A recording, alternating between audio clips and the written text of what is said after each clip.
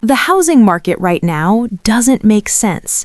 Prices are still high, interest rates are high, rent is insane, and yet somehow people are still buying homes like nothing is wrong. This is not how a normal housing cycle is supposed to work. In a normal world, when interest rates go up, home prices fall. But what we are seeing right now is something completely different, something uncomfortable, something that feels like the rules have changed without anyone telling us. And if you're confused right now, you're not alone. Even economists are struggling to explain why the housing market hasn't collapsed the way people expected. Because the truth is, we are not in a crashing housing market, we are in a frozen one. And by the end of this video, you're going to understand exactly why that matters more than any crash prediction you've heard online. I'm Gigi. I break down money, investing, and financial systems in a way that actually makes sense, without the Wall Street jargon, without the confusing terms, just real-world clarity about where your money is going and why. Because, let's be honest, the housing market isn't just about houses, it's about your future, your stability, your freedom. And right now, that system is going through one of the strangest shifts we've seen in decades. Let's start with the confusion. Imagine this. You're trying to buy a house in the US, UK, Canada, or Australia. Prices are at record highs. Mortgage rates are the highest they've been in years. Your monthly payment has doubled compared to a few years ago, and yet houses are still selling. That doesn't feel logical. Normally, when borrowing becomes expensive, demand collapses, buyers disappear, sellers panic, prices drop. But instead, what we're seeing is something else entirely: a standstill, a freeze, a market stuck in place. Not crashing, not booming, just stuck. And that's what makes this moment so dangerous to misunderstand. Because when people think a crash is coming, they wait, they delay decisions, they sit on the sidelines. But what if the crash never comes? Or what if it doesn't come in the way people expect? To understand that, we need to go back to what actually caused this situation. After COVID, the housing market went through one of the fastest price increases in history. Interest rates were near zero. Money was cheap. People were working from home and rethinking where they live. Demand exploded across almost every major country: USA, Canada, UK, Australia, and even parts of Europe. But here's what most people miss. During that same period, supply never caught up. Builders slowed down during COVID, materials became expensive, labor shortages hit construction, and governments didn't suddenly start building millions of new homes overnight. So what happened?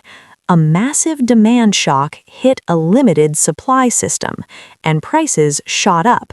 But then, something even more important happened. Interest rates rose aggressively, and this is where the real distortion began. Because normally, higher rates force prices down, but instead of a crash, we got something unusual. Homeowners started locking in ultra-low mortgage rates from before. 2%, 2.5%, 3% loans. And suddenly, selling their home didn't make sense anymore. Because if they sell, they lose that cheap mortgage forever. And if they buy again, they're forced into a 6%, 7%, even 8% interest rate. So what do people do? They stay. They don't sell, they don't move, they don't upgrade, they don't downgrade, they just freeze. And this is the hidden force nobody talks about. The mortgage lock effect is quietly freezing the entire housing supply. Not because people don't want to sell, but because financially they can't afford to give up their old loans. And when supply freezes, everything changes. Because even if demand slows down, there aren't enough homes entering the market to push prices down aggressively. That's why prices feel stuck, not because the market is healthy, but because it is trapped. Now let's talk about who is actually winning in this environment, because not everyone is losing. Cash buyers are in a very strong position right now. Investors with liquidity can negotiate better deals. Institutional buyers, large funds and companies, are stepping in quietly and buying properties when regular people can't. And people who already own homes with low mortgage rates, they are sitting on one of the strongest financial positions in today's economy because their housing cost is locked in. Meanwhile, everyone else is feeling the pressure. First-time buyers are the most affected because they don't just face high prices, they also face high interest rates. That combination is brutal. Renters are also feeling stuck. Rent keeps rising because buying demand is weak, so rental pressure increases in major cities. And young people, they're entering the market at the worst possible time in decades. The entry point into homeownership has shifted upward faster than wages have grown. That's the core imbalance. So what happens next? There are only a few realistic paths forward. If interest rates drop significantly, demand will explode again, and ironically, prices may rise even higher because all the people waiting on the sidelines will jump back in at once. If rates stay high, the market doesn't crash. It stays frozen, locked, stuck in this uncomfortable state for years. And if we see a slow correction, it won't look like a dramatic crash. It will look like small dips over time, while inflation slowly eats away affordability. But here's the key truth. There is no clean, dramatic housing crash scenario that fixes everything instantly. That idea is emotionally satisfying, but structurally unlikely, because the system is too tightly connected now. So, what should you actually do with this information? If you are a buyer, the biggest mistake you can make is waiting forever for a perfect crash that may never come. Because while you wait, prices might not fall, but rates could change, and affordability could get worse. Instead of timing the market, focus on what you can actually afford without destroying your financial stability. If you are an investor, the game is not speculation anymore. It's cash flow, stability, and long-term positioning. And if you are a renter, understand this. Renting is not wasting money in this environment. For many people, it is flexibility while the system resets.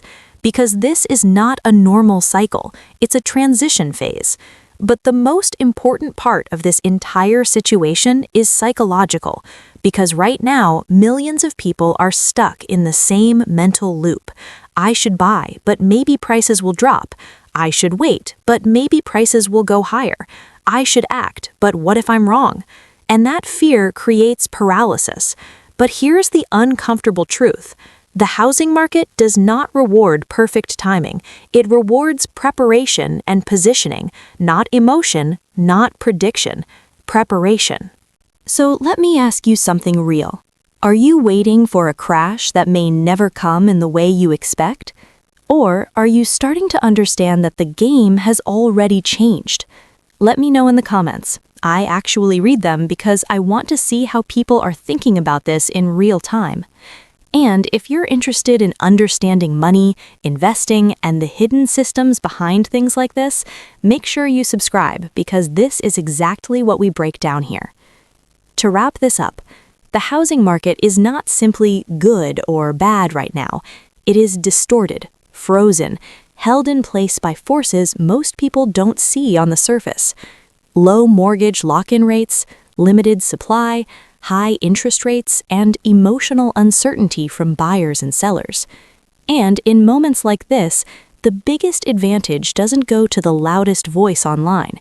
It goes to the person who understands what's actually happening underneath the noise.